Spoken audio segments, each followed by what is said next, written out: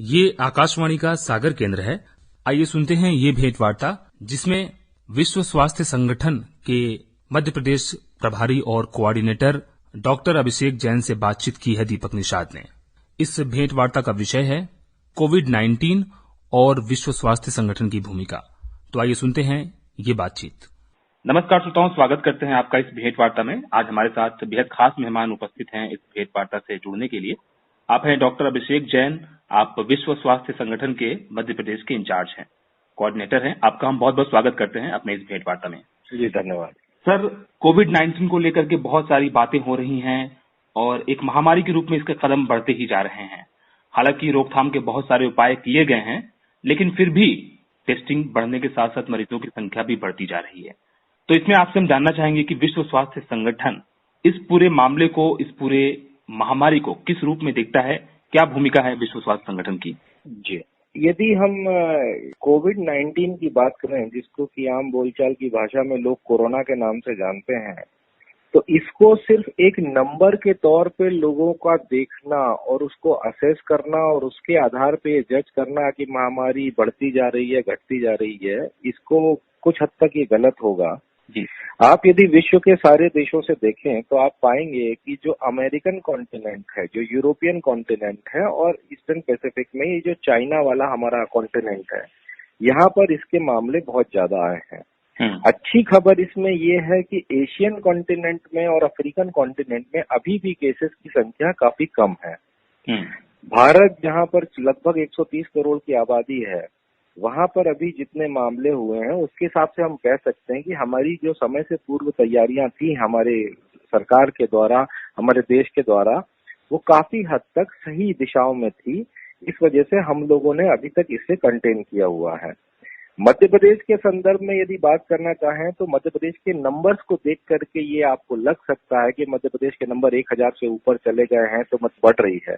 ये बात सच है कि 24 जिलों में इनके मामले सामने आए हैं, लेकिन यदि आप डेली का ग्राफ देखें कि डेली किस प्रकार से बीमारी बढ़ रही है, तो कुल 2-3 ही जिले आपको ऐसे निकल करके आएंगे, जैसे कि इंदौर हो गया, भोपाल हो गया, अभी एक खंडवा और खरगोन जिले इसमें शामिल हुए हैं और उज्जैन।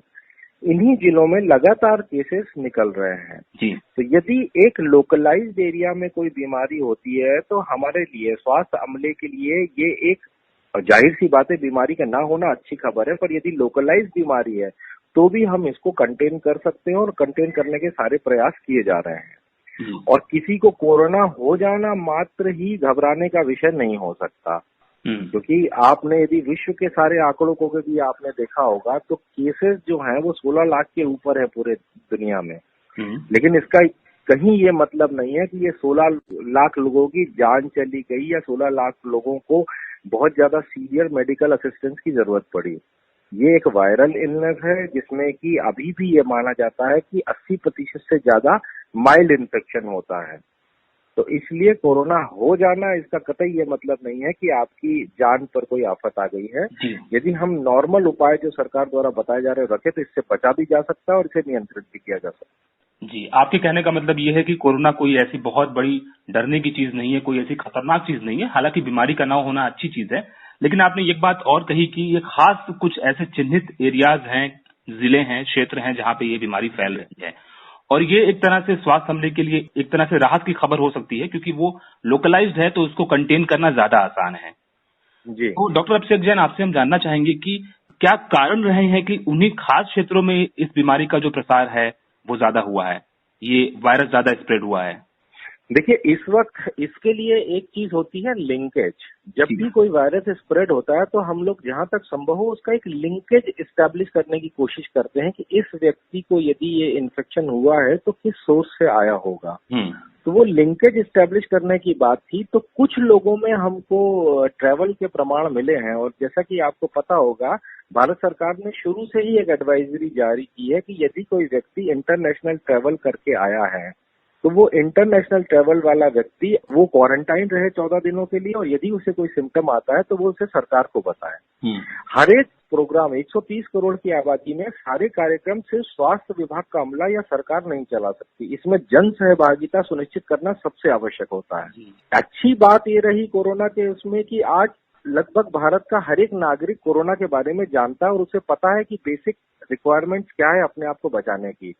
लेकिन वहीं कुछ लोगों ने एक समझदार नागरिक होने का परिचय नहीं दिया। जिन्होंने विदेश यात्राएं की थी वो लोग आए, उनको ट्रैकिंग और क्वारंटाइन के मैसेजेस भी मिले, लेकिन उन्होंने रिवर्ट बैक नहीं किया सरकार को कि आज मुझे थोड़ा बुखार महसूस हो रहा है या आज मुझे खांसी महसूस हो रही है। समय रहते यदि आदमी सरकार को सूचित करेगा, सरकार उसे क्वारंटाइन करेगी, सरकार उसकी जांच करेगी।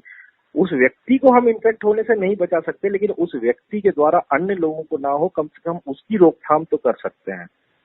आपने देखा होगा लॉकडाउन के बहुत सारे मैसेज चल रहे हैं। प्रधानमंत्री जी ने जो लॉकडाउन किया उसका बेसिक मकसद यही था। लॉकडाउन से वायरस नहीं मर रहा है, लेकिन वायरस का चेन ऑफ ट्रांसमिशन को हम तोड़ रहे हैं। हम लोगों को एक दूसरे से मिलने से रोक रहे हैं ताकि वायरस भी एक दूसरे से ना मिलने पाए। तो ये एक मकसद है। इसीलिए आदमी को जागरूक होना होगा, सोशल डिस्टेंसिंग का पालन करना होगा, सिम्टम आने पे तुरंत सूचित करके स्वयं को स्ट्रिक्ट क्वारंटाइन करना होगा ताकि वो किसी और को इन्फेक्शन ना फैलाए। दूसरी बात, ये रेस्पिरेटरी वायरस है और आपने आमतौर पे इतने सालों में सुना होगा, जब सर्दी का मौसम होता है तो हम लोग अक्सर कहते हैं कि यार घर में सबको सर्दी बुखार हो रखा है। तो ये उसी तरीके का रेस्पिरेटरी वायरस है। रेस्पिरेटरी वायरस जहां आप क्लोज कांटेक्ट में रहेंगे वहां फैलेगा। जिन इलाकों में इंदौर में ये केसेस निकल करके आए वो डेंसली पॉपुलेटेड इलाके थे जहां जनसंख्या का घनत्व बहुत ज्यादा था जी। तो ये बड़ा लाजमी था कि ये फैले। प्लस लोगों ने उस वक्त सोशल डिस्टेंसिंग का महत्व नहीं समझा, तो लोग अपनी डेली प्रक्रिया जारी रखते गए तो ये वायरस जो है काफी सारे लोगों में फैल गया। लेकिन अभी जितने प्रयास किए जा रहे हैं तो उम्मीद की जा सकती है कि आने वाले समय में आप इसमें गिरावट भी देखेंगे। जी, बहुत महत्वपूर्ण बात डॉक्टर अभिषेक जैन आपने बताई कि ये सिर्फ सरकार के बलबूते इसे हासिल नहीं किया जा सकता है, स्वास्थ्य अमले के बलबूते हासिल नहीं किया जा सकता है इस कोरोना वायरस पर फतह। लेकिन स्वास्थ्य अमले के साथ साथ अगर जन भागीदारी भी हो जाए, लोग भी जागरूक हो जाएं और जागरूकता का परिचय दें और सरकार को बराबर समय समय पर अगर इस तरह के कोई लक्षण आते हैं तो जरूर बताएं किसी भी व्यक्ति को अगर ये लक्षण आते हैं तो, क्योंकि उसके इन्फेक्शन को आप नहीं रोक सकते हैं, लेकिन उससे होने वाले इन्फेक्शन जो दूसरे व्यक्तियों में हो सकते हैं उसे जरूर रोक सकते हैं। बहुत महत्वपूर्ण बात है और बहुत सरल तरीके से आपने इन सारी चीजों की व्याख्या की।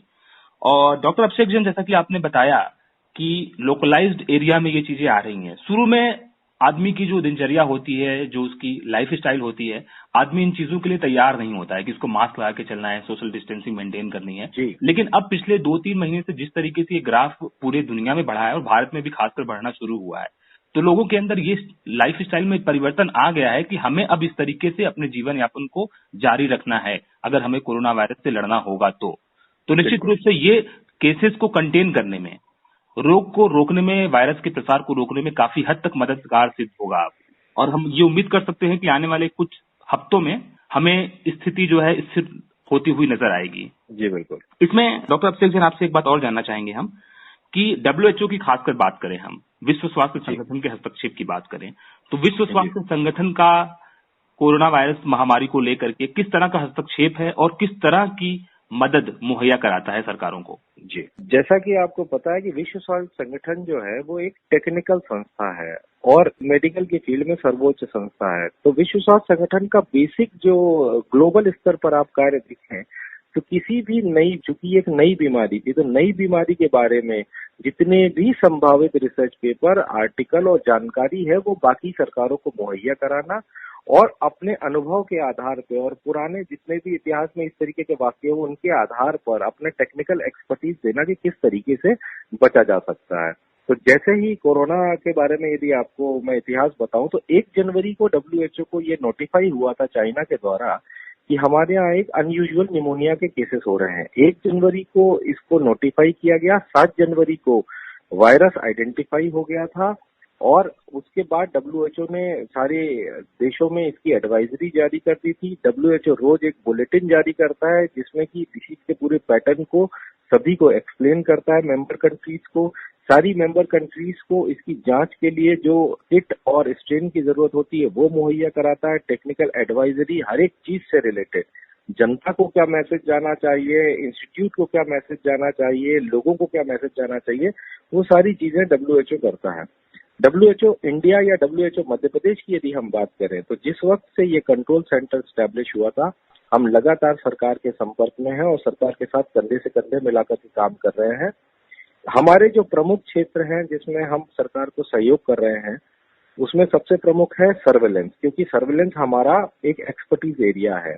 सर्वेलेंस का मतलब होता है बीमारी की खोज। तो सर्वेलेंस में सरकार को हम हर प्रकार का संभव सहयोग कर रहे हैं। माइक्रो प्लान दूसरी हमारी एक्सपर्टीज है। यदि कोई केस आता है तो वहां पर कंटेनमेंट जोन क्या होनी चाहिए, बफर जोन कैसे बननी चाहिए, वहां पर क्या क्या एक्टिविटीज होनी चाहिए, किस प्रकार से सर्वेलेंस होना चाहिए, उसमें हम लोग सरकार को सहयोग कर रहे हैं। उसके बाद होता है डेटा एनालिसिस। ये भी एक हमारा एक्सपर्टीज का एरिया है कि केसेस का कैरेक्टरिस्टिक हो गया, सैंपल का कैरेक्टरिस्टिक हो गया, उसके बाद सर्वे के डेटा की एनालिसिस। तो डेटा एनालिसिस में हम सरकार का सहयोग कर रहे हैं। उसके अलावा एक केस इन्वेस्टिगेशन फॉर्म है। जो भी केसेस आए हैं उनका पूरा एक इन्वेस्टिगेशन फॉर्म है, भारत सरकार के द्वारा बनाया गया, उसको भरने में हम सहयोग दे रहे हैं। और उसके अलावा हम लोगों ने अपना ओपन एंडेड सपोर्ट रखा हुआ है, हर तरीके की टेक्निकल एडवाइस, और उसके लिए हम लोग तत्पर हैं। फील्ड में हमारे 18 से 20 ऑफिसर्स और राज्य स्तर पर हम 2 ऑफिसर्स मुस्तैद हैं और हमेशा 24 घंटे अवेलेबल हैं। सरकार जिस भी तरीके से हमारा सहयोग चाहेगी हम उसके लिए ओपन है। जी जी, यानी फील्ड लेवल तक WHO का सपोर्ट सरकार के लिए और जिला प्रशासन के लिए मुहैया है। बहुत अच्छी बात है ये। और डॉक्टर अभिषेक जैन, आपसे एक चीज और भी हम जानना चाहेंगे कि WHO ने भारत को लेकर के, खासकर भारत की स्थिति की कई बार सराहना की है कि भारत के पास पोलियो और पॉक्स से लड़ने का अच्छा अनुभव रहा है और भारत ने कम्प्लीटली इरेडिकेट कर दिया इन बीमारियों को अपने सरहद से।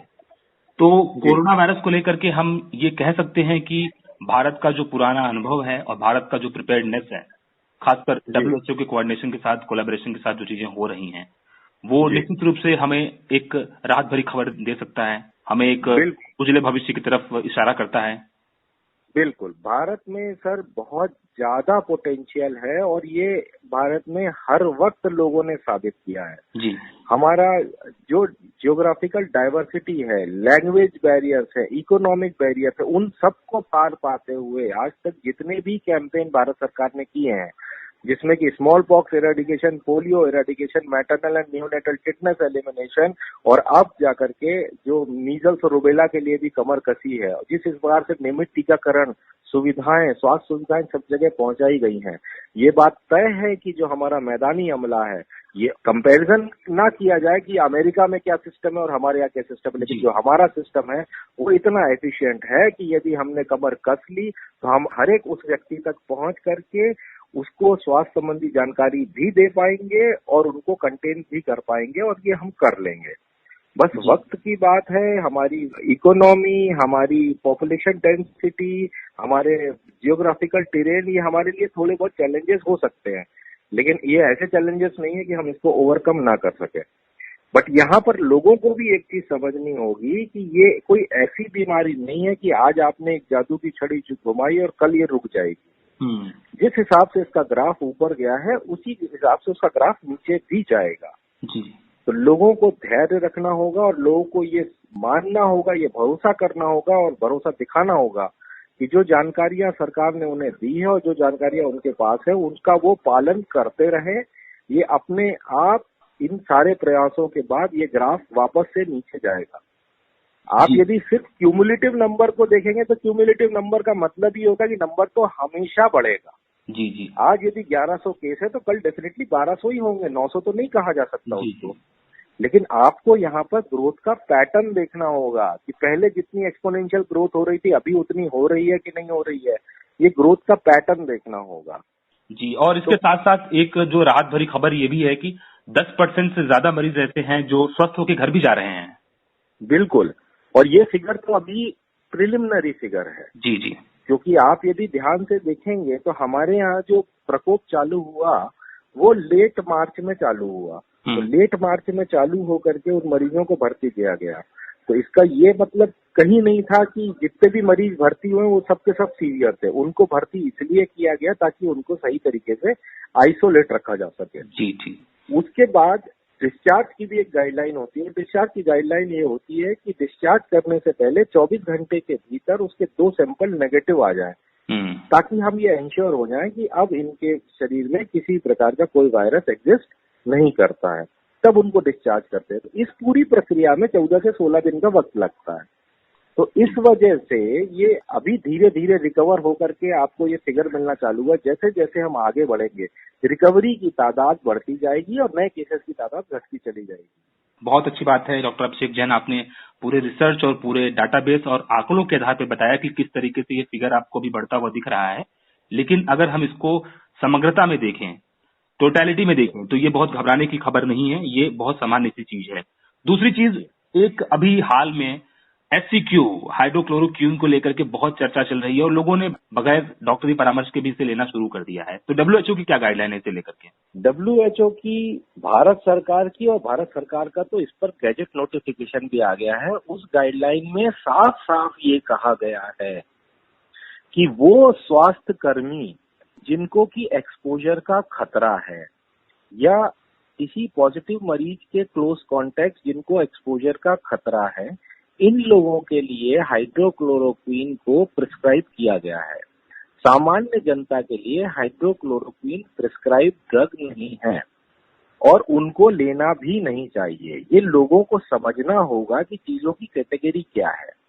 जैसे आप PPE में भी आपने देखा होगा, जिस वक्त मास्क का एक दौर आया था जी, सभी लोगों ने, जिनके पास सामर्थ्य था, उन्होंने N95 मास्क खरीद करके रख लिए।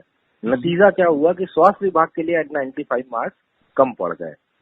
और अब जबकि बार बार भारत शासन की गाइडलाइन आ चुकी कि आप सिर्फ ट्रिपल लेयर कॉटन का कपड़ा भी लगाते हैं तो it is sufficient for you. तो लोगों को ये समझना होगा कि उनके पर्सनल प्रोटेक्शन के लिए क्या चीज जरूरी है, क्या चीज जरूरी नहीं है। बिना डॉक्टरी सलाह करके हाइड्रोक्सीक्लोरोक्विन नहीं लेनी है, क्योंकि हाइड्रोक्सीक्लोरोक्विन में ऐसा देखा गया है कि बहुत ही कम संख्या में, लेकिन कुछ केसेस में कार्डियक चेंजेस भी आते हैं जी। इसलिए हमेशा डॉक्टरी सलाह के उपरांत ही इस ड्रग का प्रयोग करें। किसी भी ड्रग का प्रयोग ओवर द काउंटर ड्रग की तरह ना करें। जी जी, मेडिकल स्टोर पर जाकर के दवा ना लीजिए, बल्कि डॉक्टर की सलाह के बाद ही दवा का सेवन करना ज्यादा सेफ होता है, सुरक्षित होता है। अंत में डॉक्टर अभिषेक जैन, आपसे बस एक बात और जानना चाहेंगे कि संपूर्ण प्रक्रिया पूरी सफलता के साथ अपने अंजाम की तरफ जाए और किसी तरह की कोई पैनिक सिचुएशन ना हो, लोग बिल्कुल घबराए ना, राहत के साथ अपने घर में रहें। आप लॉकडाउन को बनाए रखने में और सोशल डिस्टेंसिंग को पार्ट ऑफ लाइफ बनाने के लिए आम जनता से क्या अपील करेंगे? मैं आम जनता को यही कहना चाहूंगा कि ये लॉकडाउन जो है वो आपकी स्वयं की सुरक्षा के लिए बनाया गया एक सिस्टम है। आप उसका जितना अच्छी तरीके से पालन करेंगे, उतनी जल्दी हम लोग से मेरा मतलब सरकार से, उतनी जल्दी सरकार इसको हटाने के बारे में फैसला ले सकती है। क्योंकि आप जो करेंगे वही आपके फिगर्स में, वही बीमारी के स्प्रेड में रिफ्लेक्ट होगा। और ये जो लॉकडाउन है ये कहीं ना कहीं जनता की सुरक्षा के लिए है। इस लॉकडाउन से सरकार को एक बहुत महत्वपूर्ण समय मिला, जिसमें सरकार ने अपनी टेस्टिंग कैपेसिटी को बढ़ाया, अपनी मेडिकल फैसिलिटी को बढ़ाया, लोगों की ट्रेनिंग और लोगों की कैपेसिटी बिल्ड की, आम जनता के भीतर से उस डर को मिटाया। तो बहुत सारी महत्वपूर्ण प्रक्रियाएं हैं जो बैकग्राउंड में, इस 21 दिनों के बैकग्राउंड में हो चुकी हैं और आगे भी सरकार उसके लिए कटिबद्ध है। सरकार का मोटो है कि सरकार हर एक नए केस को ढूंढे, उसे आइसोलेट करे, उसे टेस्ट करे, उसे ट्रीट करे, और उसके लिए सरकार हर संभव प्रयास कर रही है। आपको सरकार पर भरोसा करना होगा, आपको सिस्टम पर भरोसा करना होगा और सिस्टम का साथ देना होगा। और इसके लिए मैं आपके माध्यम से एक जरूरी चीज और सबको कम्युनिकेट करना चाहूंगा, क्योंकि इस वक्त जब व्यक्ति घर पर है, उनकी इन्फॉर्मेशन का बहुत बड़ा सोर्स जो है ये सोशल मीडिया है। तो यदि आप वाकई इस बीमारी को लेके कोई जानकारी लेना चाहते हैं, तो मेरा आप सबसे ये निवेदन है कि जो स्टैंडर्ड नेशनल वेबसाइट्स हैं उस पर सारी जानकारियां उपलब्ध हैं। कृपया उन वेबसाइट से जानकारी लें और उसको बिल्कुल वायरल करें। आप ICMR, NCDC, ministry of health और WHO और मध्य प्रदेश सरकार का हेल्थ पोर्टल, ये पांचों वेबसाइट पर सारी जानकारी उपलब्ध है जो भी आप चाहते हैं। कृपया इनका प्रयोग करें ताकि लोगों को आप सही जानकारी दे सके। अन्यथा बाकी फेक न्यूज से थोड़ा बचें और न्यूज को पहले वेरीफाई करें, उसके बाद ही स्प्रेड करें। बहुत महत्वपूर्ण बात आपने बताई कि न्यूज को वेरीफाई करें, किसी भी मैसेज को लगातार फॉरवर्ड मत करते रहिए आंख मूंद करके। जो प्रामाणिक स्रोत हैं उनसे ही सूचनाएं लीजिए और निश्चित रूप से इसे वायरल कीजिए, क्योंकि जानकारी बहुत जरूरी है इस बीमारी से बचाव के लिए। तमाम आर्थिक, भौगोलिक, सामाजिक और भाषा क्षेत्र की बाधाओं के बाद भी भारत की अपनी एक अद्भुत क्षमता है इन तमाम तरह की बीमारियों से और महामारी से लड़ने के लिए, ऐसा आपका कहना है। डॉक्टर अभिषेक जैन, विश्व स्वास्थ्य संगठन के मध्य प्रदेश प्रभारी कोऑर्डिनेटर, आपने आकाशवाणी से बात की, आपका बहुत बहुत धन्यवाद। Thank you. अभी आप सुन रहे थे विश्व स्वास्थ्य संगठन के मध्य प्रदेश प्रभारी और कोऑर्डिनेटर डॉक्टर अभिषेक जैन से दीपक निषाद की बातचीत का विषय था कोविड-19 और विश्व स्वास्थ्य संगठन की भूमिका। ये आकाशवाणी का सागर केंद्र है।